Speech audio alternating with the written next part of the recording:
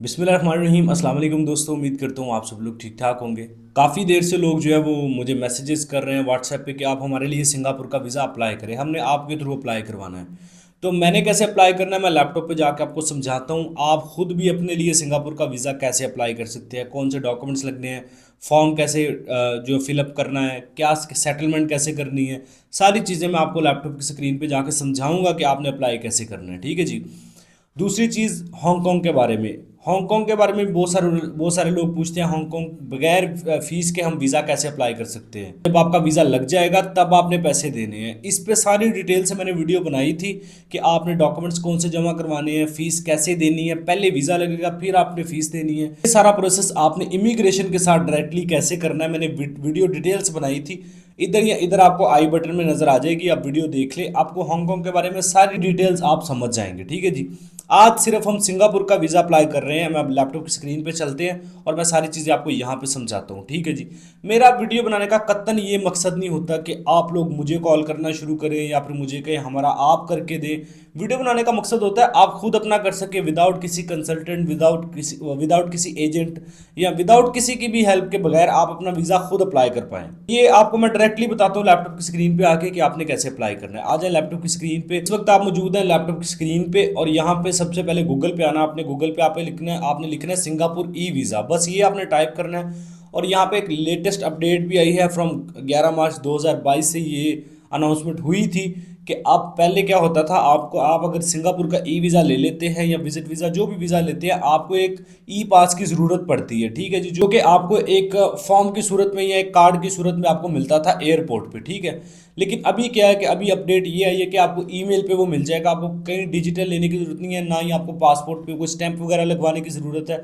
Digitally आपको आपके email पे वो भेज दिया जाएगा। ई पास जो होता है उसमें आपकी अराइवल डेट और आपकी जो है वो एग्जिट डेट सारा कुछ वहाँ पे मेंशन होगा। मतलब अगर आपका ई वीज़ा लग जाता है आपको इमिग्रेशन खुद ही ईमेल के ज़रिए ई पास की सहूलत जो मुहैया कर देगी। आपको किसी के पास एक्स्ट्रा पैसे देने की ज़रूरत नहीं है, ना ही आपको कहीं जाने की ज़रूरत है। ठीक है जी।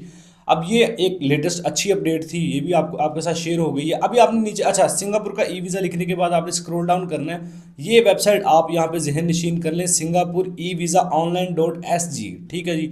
ये वेबसाइट आप जहन नशीन करें। ये जो वेबसाइट है ना इसको आपने ओपन कर लेना है यहाँ पे क्लिक करके। जैसे आप यहाँ पे क्लिक करके ओपन करेंगे एक नया पेज आपके सामने ओपन हो जाएगा ये वाला। ठीक है। यहाँ पे 3 स्टेप्स उन्होंने बताए हैं, 3 स्टेप्स में आपको वीज़ा मिलेगा।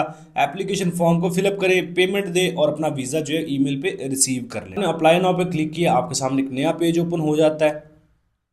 अब यहाँ पे बड़ी इंपॉर्टेंट चीज़ है कि आपको सिंगापुर का ई वीज़ा अप्लाई करने के लिए लेटर ऑफ इनविटेशन या फिर invitation letter, letter of introduction जो भी कह ले उसकी ज़रूरत होती थी। ठीक है जी।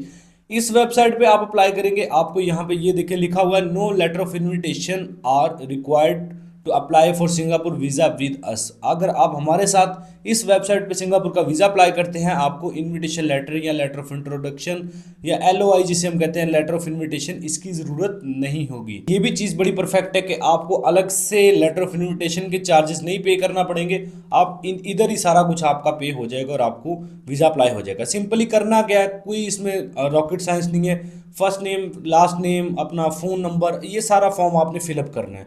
इंपॉर्टेंट चीज़ क्या है इसमें, अच्छा एक और इंपॉर्टेंट चीज़, जो फ़ोन नंबर आपने लिखना है ना वो आपने यहाँ पे कंट्री कोड के साथ लिखना है। जैसे उन्होंने यहाँ पे +65 लिखा है, आपने +92 लिखना है, फिर अपना नंबर लिखना है। बहुत सारे लोग वो जीरो से स्टार्ट करके अपना नंबर जो पाकिस्तान में चलता है लोकली वो लिख देते हैं। ठीक है जी।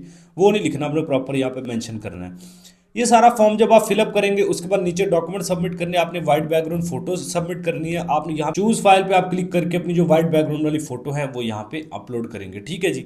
उसके बाद नीचे आएंगे मजीद, यहाँ पे आपका पासपोर्ट ट्रैवल डॉक्यूमेंट है, यहाँ पे क्लिक करना है। आपने चूज फाइल पे क्लिक करके अपनी जो फोटो है पासपोर्ट की वो आपने यहाँ पे अपलोड करनी है। अब किस साइज में होनी चाहिए, किस फॉर्मेट में होनी चाहिए, सारा यहाँ पे मेंशन है। ठीक है। JPG, PNG इस फाइल में आपकी ये PDF में ना हो। ठीक है जी। एक पिक्चर की सूरत में हो। ये सारा काम करने से पहले आपने सबसे पहले अपना एक अकाउंट क्रिएट करना है। सबसे पहले लॉगिन पे यहाँ पे क्लिक करना है। लॉगिन पे क्लिक करेंगे आपके सामने ऑप्शन आएगा क्रिएट एन अकाउंट। आपने क्रिएट एन अकाउंट पे क्लिक करके अपना ईमेल पासवर्ड वहाँ पे देके अकाउंट अपना क्रिएट कर लेना है। उसके बाद ये सारा प्रोसेस आपने करना है। ठीक है। क्योंकि जब आप लास्ट में आएंगे ना यहाँ पे आपसे रजिस्ट्रेशन जो आपकी डिटेल्स है वो मांगेगा, यूज़र नेम और पासवर्ड वगैरह। तो जो यहाँ पे कॉर्नर पे क्लिक करके आपने अपना क्रिएट एन अकाउंट करके अपना ईमेल पासवर्ड दिया था ना, फर्स्ट नेम लास्ट नेम, वो आपने यहाँ पे ये यूज़र रजिस्ट्रेशन में आपने सबमिट कर देना है यहाँ पे वो पासवर्ड और वो यूज़र नेम, ठीक है, जो आप वहाँ पे क्रिएट एन अकाउंट में जाके अपना बनाएंगे, ठीक है जी। अब बहुत सारे लोगों के माइंड में होगा इसमें फ़ीस कितनी होगी, ठीक है जी। आप यहाँ पे वीज़ा रिक्वायरमेंट्स एंड फीस पे क्लिक करेंगे, अपना कंट्री पाकिस्तान सेलेक्ट करेंगे और यहाँ पे आपको वीज़ा फीस नज़र आ रही है $110 है, US डॉलर लिखा हुआ है। Pakistan citizen can apply for Singapore visa online is blue package, ठीक है जी। मतलब $110 के अंदर आप जो है अपना सिंगापुर का ई वीज़ा अप्लाई कर सकते हैं। जो डॉक्यूमेंट्स चाहिए वो भी यहाँ पे लिखा हुआ है। आपका पासपोर्ट चाहिए, फ़ोटोज़ आपकी चाहिए, ठीक है, मतलब ये बेसिक से डॉक्यूमेंट्स चाहिए होते हैं। अब लेकिन इंपॉर्टेंट चीज़ आगे आपने सुननी है। $10 में वीज़ा फीस भी इंक्लूड है, आपका लेटर ऑफ इन्विटेशन की फ़ीस भी इंक्लूड है, इनकी जो सर्विस फीस है जो ये आपके लिए प्रोसेस करेंगे, इसकी सारी मतलब जो जितनी भी टोटल फीस है वो $110 बनती है। अब आपको खुद अप्लाई करना है, आप खुद अप्लाई कर ले, आपको किसी के ज़रिए करवाना है किसी के ज़रिए करवा ले। अगर ये वेबसाइट नहीं पसंद, आप किसी और वेबसाइट किसी और एजेंट के थ्रू करवाना चाहते हैं, उस मतलब यार मैं ये नहीं कह रहा आप यहाँ पे आके अप्लाई करें, अपनी मर्जी करें। मैंने एक आपको वे बताया है, आप इस पे मज़ीद रिसर्च कर सकते हैं, आप इसमें मज़ीद रिसर्च करें। अगर आपको लगे कि यार हाँ हमारे लिए सूटेबल है, आप इसमें अप्लाई कर लें।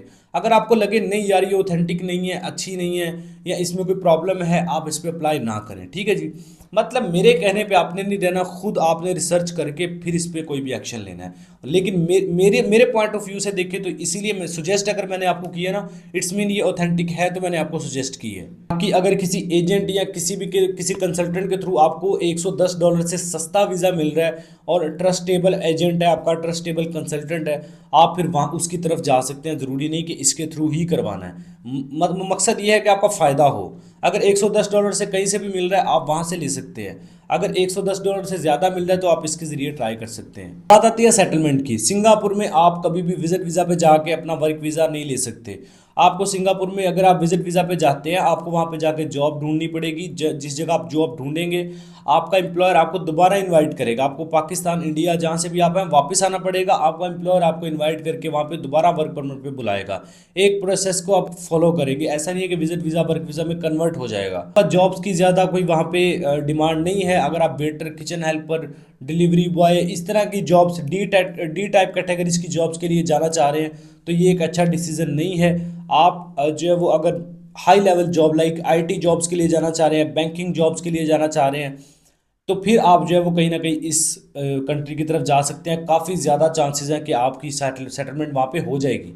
लेकिन डी टाइप कैटेगरीज के लिए जाना चाह रहे हैं तो वो फिर ये वर्थ इट नहीं है आपके लिए। स्पेशली आप कनाडा, यूरोप ऐसे कंट्रीज़ की तरफ जाएँ जहाँ पे डी टाइप कैटेगरीज की जॉब जो है वो कैटेगरीज बहुत ज़्यादा इन डिमांड है। स्पेशली इटली के भी सीजनल वीज़ा के लिए हम लोगों ने अल्हम्दुलिल्लाह वीज़ा लिए भी हैं। आप डिस्क्रिप्शन में जाए, वीडियो देखें, सारी चीज़ें आप वहाँ पे समझ जाएंगे। I hope so Singapore, Hong Kong, आप दोनों की वीडियोस मैंने आपको दे दी हैं कि आप अपना वीज़ा खुद कैसे अप्लाई कर सकते हैं विदाउट किसी कंसल्टेंट, विदाउट किसी एजेंट के। अभी भी फिर मुझे व्हाट्सएप पे मैसेजेस आए तो यार ये बड़ी एक बेतुकी सी बात होगी कि मैंने एक चीज़ आपको ऑलरेडी बता दी है, सारा कुछ करके बताया है, फिर भी आप मुझे कहें कि आप खुद अप्लाई करके दो। उम्मीद है वीडियो आपके लिए हेल्पफुल रही है, वीडियो पसंद आई है, कुछ नया सीखने को मिला है तो लाइक करें। Channel every visa YouTube channel को सब्सक्राइब करके बेल आइकन प्रेस करें। अपना बहुत सारा ख्याल रखें। मिलते हैं नेक्स्ट वीडियो में। Take care. अल्लाह हाफिज़।